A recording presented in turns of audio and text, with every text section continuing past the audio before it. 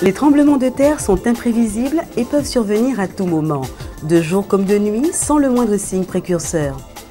Le séisme des Saintes en novembre 2004 est venu brutalement nous rappeler que toute la Guadeloupe est située dans une région à forte sismicité. Prenons conscience du risque pour le comprendre, s'y préparer et savoir comment réagir.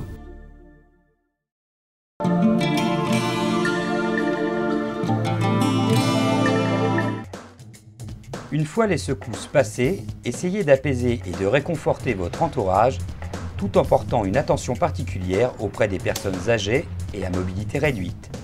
Si vous êtes à l'extérieur, éloignez-vous des édifices endommagés, au cas où vous n'auriez pas pu ou pas eu le temps de le faire pendant la durée du séisme, et si cela est possible, coupez le gaz et le courant électrique.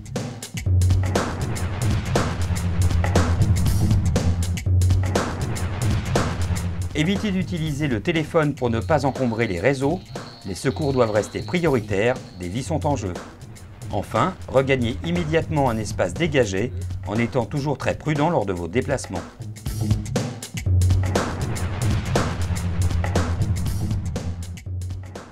Dès la sortie de votre maison, regroupez-vous avec vos voisins, avec votre famille et essayez de faire un bilan des gens qui seraient éventuellement restés sous les décombres, de manière à en informer les services de secours qui seront acheminés au fur et à mesure des possibilités.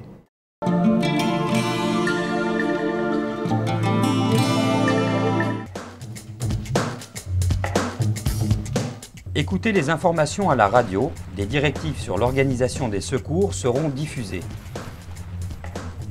Branchez-vous sur toutes les fréquences de la bande FM suivante, 88.9 pour Pointe-à-Pitre, 97 pour Basse-Terre, 97.4 à Pointe-Noire, 96 à Des Haies, 89.1 pour Marie-Galante, 88.9 pour Saint-Martin, 88.6 pour Saint-Barth et 640 pour les ondes moyennes. Suivez les consignes de secours transmises par la préfecture et d'une manière générale, n'utilisez pas votre véhicule sauf en cas d'extrême urgence, ainsi que votre téléphone pour ne pas encombrer les lignes.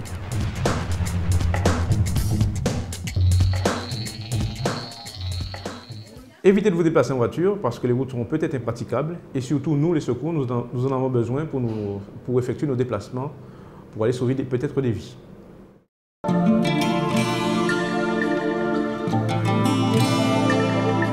Il est essentiel, si vous êtes secouriste, infirmier ou médecin, de rejoindre au plus vite le PC communal ou le stade municipal afin de vous faire connaître auprès des responsables des secours.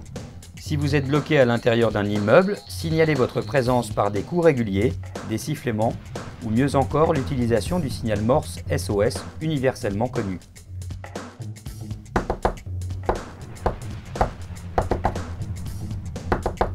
Par ailleurs, ne bougez pas les personnes sérieusement blessées au risque d'aggraver leurs blessures.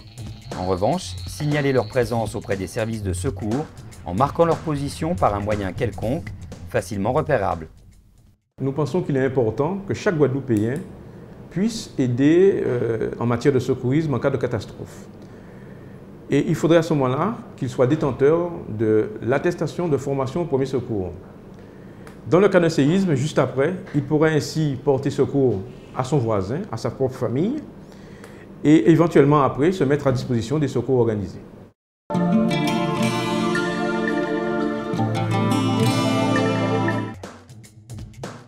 Pour ne pas subir les dégâts occasionnés par les répliques, évacuez tout bâtiment dès la fin des premiers tremblements. Le risque d'effondrement est une menace réelle. Si votre habitation n'a a priori pas subi de dommages, respectez impérativement les consignes de sécurité avant de réintégrer les lieux. Après la secousse, si la maison est fortement endommagée, donc il est fortement conseillé de ne pas y retourner puisque les répliques suivantes peuvent occasionner un effondrement. Par contre, si la maison est faiblement endommagée, donc on peut y retourner. Par contre, il y a un certain nombre de consignes de sécurité à respecter au cas où il y ait d'autres répliques. Si vous êtes à la plage et que la secousse ressentie vous a semblé importante, éloignez-vous du rivage, un raz de marée peut survenir dans les minutes qui suivent. Plus tard, quand les choses rentreront dans l'ordre, pensez à remplir une fiche d'enquête macrosismique disponible dans votre gendarmerie. Transmise à l'Observatoire, elles apportent de précieux renseignements aux chercheurs qui permettront à l'avenir une meilleure prise en compte du risque sismique.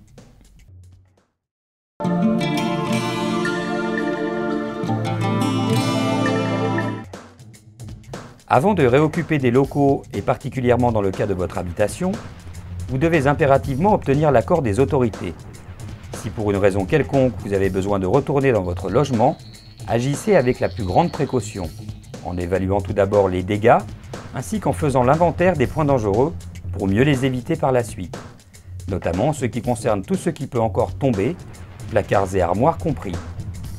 Vérifiez les arrivées d'eau, de gaz et d'électricité. S'il y a des fuites, prenez les mesures qui s'imposent.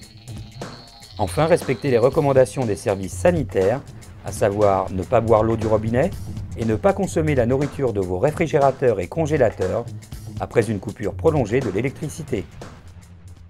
Pour réoccuper votre logement, il faudra attendre une autorisation des autorités.